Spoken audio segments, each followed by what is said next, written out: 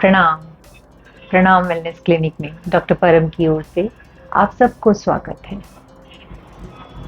ये हमारी छोटी सी कैंडी की दुनिया आज धीरे धीरे काफी लंबा सफर तय करती जा रही है और इस सफर में हमने बहुत सारे टॉपिक्स कवर करने हैं।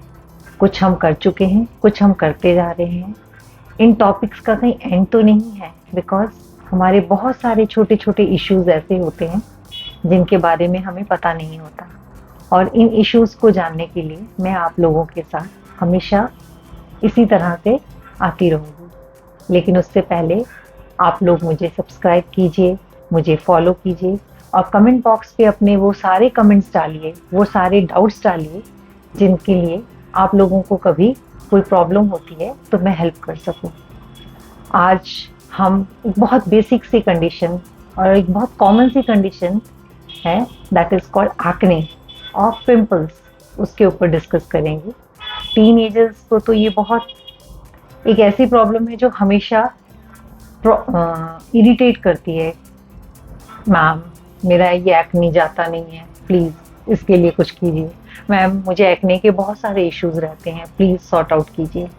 तो मुझे लगा कि मैं आज इस टॉपिक को एक इस तरह से समझाऊं कि आप लोगों को हेल्प हो सके कि आपकी स्किन पे ये एक्ने के इश्यूज होते हैं तो क्यों होते हैं और आप इसकी कैसे केयर करें। तो चलिए आज हमारा टॉपिक शुरू करते हैं, that is called acne and it is a very common skin condition जो हमारे हेयर फॉलिकल्स के नीचे उन पोर्स को ब्लॉक करता है और जिसके कारण हमें एक्नेस के इशू शुरू हो जाते हैं। एक्नेस के इशू हमारे टीन एज में सबसे ज़्यादा होते हैं, तो इसलिए हम इस टॉपिक को टीन एजर्स के लिए भी एक इम्पॉर्टेंट टॉपिक लेके चलते हैं। बट इट इज़ नॉट कि टीन एजर्स ही इसको सफ़र कर रहे होते हैं, एडल्टहुड में भी एक्नेस होते हैं। So acne is the common condition. We are going to discuss acne. Our skin has a thin protective barrier on its surface that is called acid mantle, and this acid mantle is made up of sebum from our sebaceous gland and sweat from our sweat gland. हमारे sebaceous gland से oil produce होता है और sweat gland से जो lactic acid और amino acid produce होता है, ये सब मिक्स होके जो लेयर बनाते हैं उस लेयर को हम एसिड मेंटल बोलते हैं। और ये एसिड मेंटल हमारे पीएच को मेंटेन करता है, पीएच यानी कि पोटेंशियल ऑफ हाइड्रोजन आयन। और हमारा स्किन स्लाइटली एसिडिक होता है, बट जब हमारे स्किन में एसिडिक नेचर ज़्यादा हो जाता है then we are prone to acne.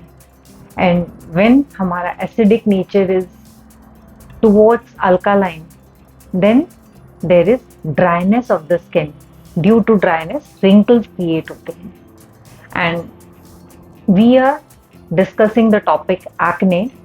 So here the skin is towards acidic nature, जिसके कारण हमारे स्किन में एक्ने होने शुरू हो जाते हैं। सो हमारा जो पीएच स्केल होता है उसमें हमारे स्किन का जो कैरेक्टर होता है, जो नेचर होता है, दैट इज स्लाइटली एसिडिक, जो बैरियर हमारे स्किन को मेंटेन करता है। सो जब हमारे स्किन की इस कंडीशन में आते हैं जहाँ पे एसिडिक नेचर बढ़ जाता है, एक्ने होने एक नॉर्मल प्रोसेस हो जाता है। सो वी शुड अंडरस्टैंड ये एक्ने क्यों होते हैं।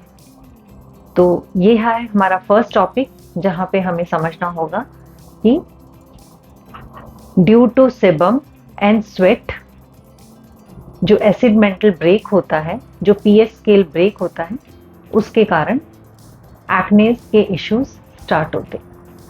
People of all ages and races get acne, but it is common in teenagers and young adults. Teenagers acne is common in males, and young adulthood acne is common in females. And these acne includes white heads, blackheads, papules, pustules, that is called pimples, then nodules, then severe cystic nodules, that is called cystic acne. Now comes whiteheads. Whiteheads क्या है? हमारे skin के just नीचे छोटे छोटे bumps होते हैं, those are called whiteheads. And blackheads, they are on the surface of the skin and they look like a black dots. And they look black because of the reason जो sebum हमारे skin से produce हो रहा होता है oil, वो जब air के कांटेक्ट में आता है तो वो उसके कलर को चेंज कर देता है. Due to that it looks black and those are called blackheads. इसके बाद आते हैं हमारे papules. Papules are pinkish colour of bumps on the skin और ये छूने में टेंडर होते हैं, इनमें पेन होती है. बट पस्ट्यूल्स क्या होते हैं? ये भी हमारे बम्प्स होते हैं स्किन के ऊपर, टेंडर होते हैं, बट इनमें पस फॉर्मेशन हो जाती है. And the nodules are something which is large deep inside the skin and इनमें पेन भी होती है. With that they are solid.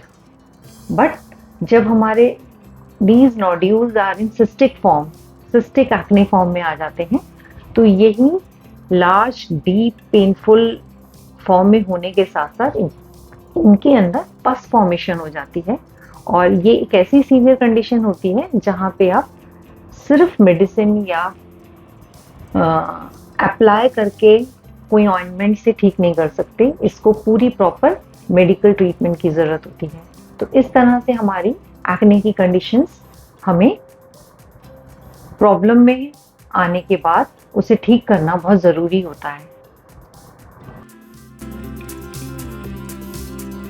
Causes of acne: high production of oil on the skin, then layer of dead skin cells on the pores, growth of bacteria, wrong medication, age, family history, and hormonal changes.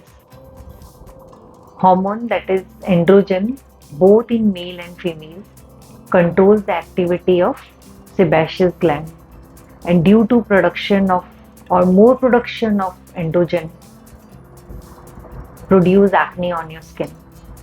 So you should be aware of the things कि इनमें से कौन सा cause है जो आपको acne दे रहा है. अगर आपको कॉज पता चल जाता है तो आप एक्ने से रिलीफ पा सकते हो.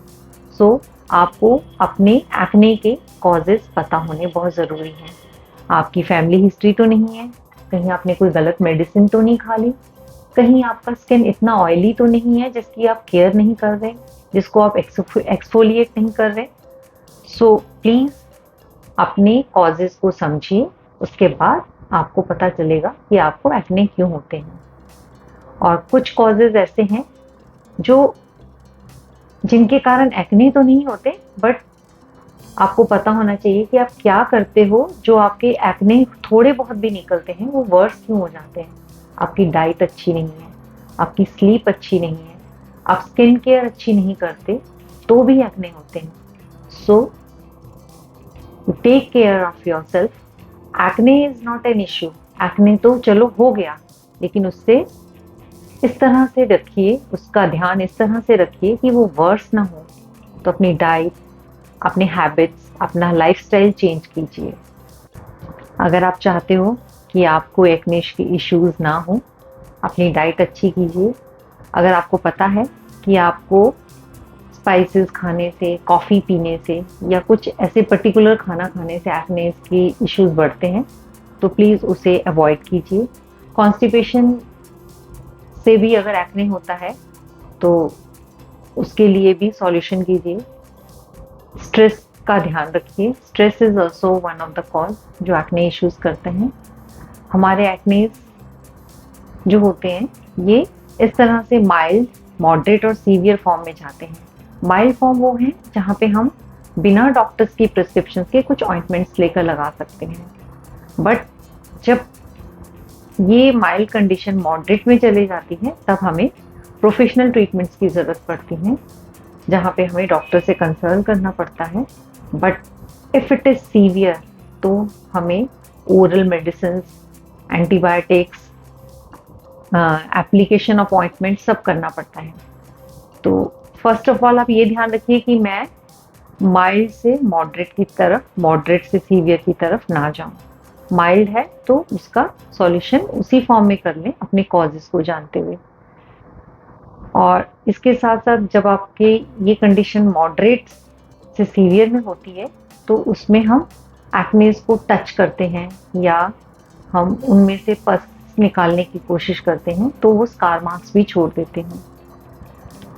हमारे एस्थेटिक वर्ल्ड में एक्ने के ट्रीटमेंट्स के लिए बहुत सारे प्रोसीजर्स होते हैं जिसमें हम केमिकल पील से ठीक कर सकते हैं।